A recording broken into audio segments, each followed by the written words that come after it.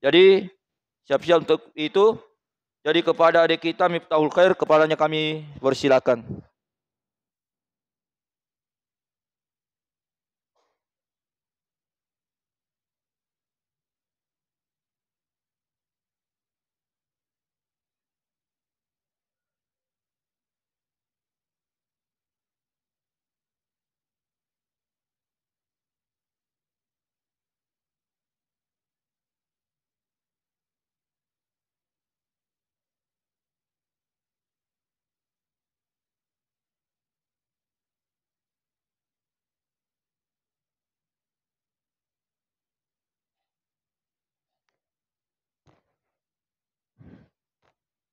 Bismillahirrahmanirrahim.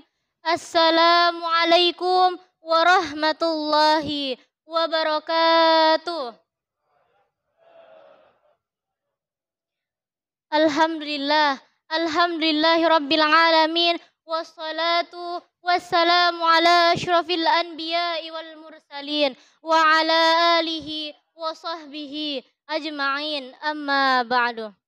Alhamdulillah adalah kalimat yang kita ucapkan dari lisan kita, yang insya Allah dari hati kita, sebagai bentuk tanda syukur kita kehadirat Allah Subhanahu wa Ta'ala yang telah memberikan kita nikmat yang begitu banyak. Tetapi orang yang angkuh malah mengingkari nikmat tersebut. Sekarang begini, buat apa beli makanan banyak kalau sudah kenyang? Buat apa beli murotal kalau tidak pernah dipakai? Bukankah jika kita mensedekahkan itu kepada orang yang tidak mampu, maka kita lebih mulia di sisi Allah? Apalagi di bulan Ramadan ini, yang semua kebaikan dikali 10 kali lipat pahalanya dibanding bulan-bulan lainnya.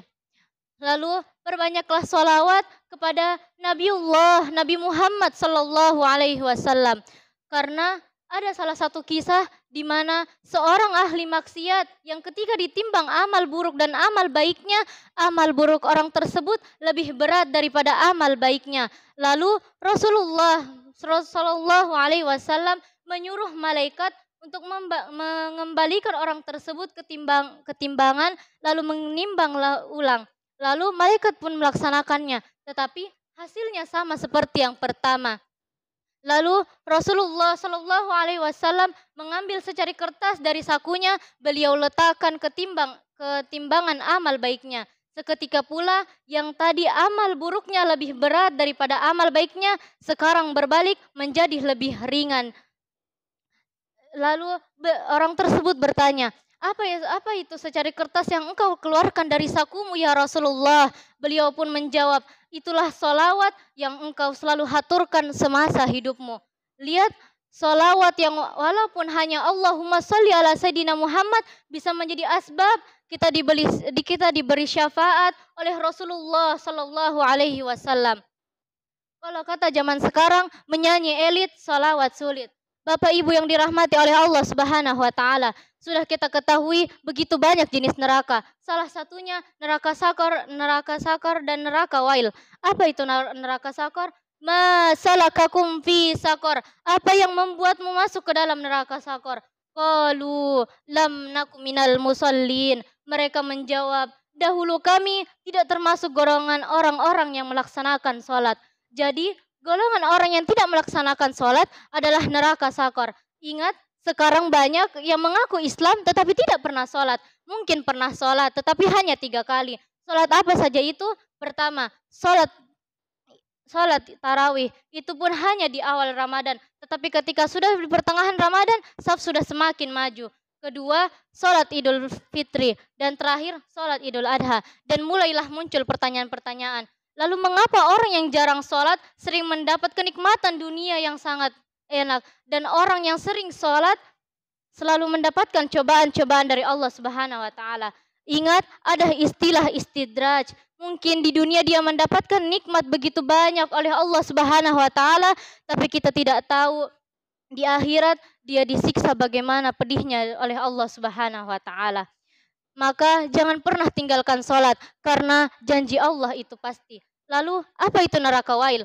Fawailul lil musallin. Maka celakalah orang yang sholat. Bahkan orang yang sholat saja masih diancam celaka dalam Al-Quran. Tetapi jangan jadikan ayat ini menjadi asbab kita berkata, ya udah nggak usah sholat aja, daripada sholat masih diancam celaka, mending sekalian nggak usah sholat. Jangan jadikan ayat ini menjadi asbab kita berkata begitu. Jadikan ayat ini menjadi asbab kita lebih tingkatkan ibadah kita kepada Allah Subhanahu wa taala, karena kita tidak tahu ibadah siapa yang diterima. Kita hanya bisa berhusnuzon kepada Allah Subhanahu wa taala. Lalu siapakah orang yang celaka dalam salatnya? Alladzina hum salatihim sahun, yaitu orang-orang yang lalai terhadap salatnya. Yang ketika azan telah dikumandangkan, dia masih sibuk dengan urusan dunianya. Dia masih berkata, 5 menit lagi, 5 menit lagi, 5 menit lagi, hingga waktu salat itu pun berakhir. Ingat, salat itu 5 waktu, bukan kalau ada waktu. Bapak Ibu yang dirahmati oleh Allah Subhanahu wa taala, sebagai kesimpulannya, marilah kita di bulan suci ini kita tingkatkan ibadah kita, kita meminta ampunan kepada Allah Subhanahu wa taala. Karena jika kita mengejar dunia, akhirat kita tidak ikut. Tetapi jika kita mengejar akhirat, dunia kita ikut, akhirat pun ikut. Bahkan Allah mengajak kita sholat, kata-kata pertamanya bukan ibadah. Al-Quran surah Al-Baqarah ayat 45. Wasta'inu, wahai hambaku, jika engkau punya masalah, datanglah kepadaku. Jika kita punya masalah, cara menyikapinya dalam Al-Quran dijelaskan bisobri, dengan sabar. Jika kita diberi ujian, Allah tidak akan memberi ujian di luar kemampuan kita. La yukallifullahu nafsan illa wus'aha. Allah tidak akan memberi cobaan di luar batas kemampuannya. Jadi ketika Bapak Ibu diberi ujian oleh Allah Subhanahu wa taala, karena Bapak Ibu yang sanggup, yang lain tidak sanggup, makanya Allah Subhanahu wa taala menurunkan cobaan itu kepada Bapak Ibu sekalian. Bukankah jika kita punya masalah maka kita akan lebih dekat kepada Allah Subhanahu wa taala? Maka ketika kita sholat janganlah terlalu buru-buru. Bukankah sholat itu menenangkan batin dan zahir kita? Ketika kita sujud, Allah berkata, ya ibadi, wahai hambaku, apa masalahmu? Apa yang engkau minta? Aku akan kabulkan. Apakah engkau ingin meminta ampunan? Aku akan kabulkan, wahai hambaku. Lihat begitu sayangnya Allah Subhanahu wa taala kepada kita, tetapi kita malah lebih memilih sosial media menjadi tempat curhat kita.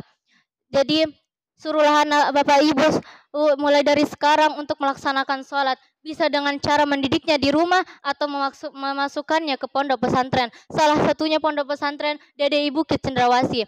Bapak Ibu yang dirahmati oleh Allah Subhanahu wa taala. Mungkin ini saja yang sempat saya sampaikan. Kurang dan lebihnya mohon dimaafkan. Wabillahi taufik wa da'watu wal irsyad. Assalamualaikum warahmatullahi wabarakatuh.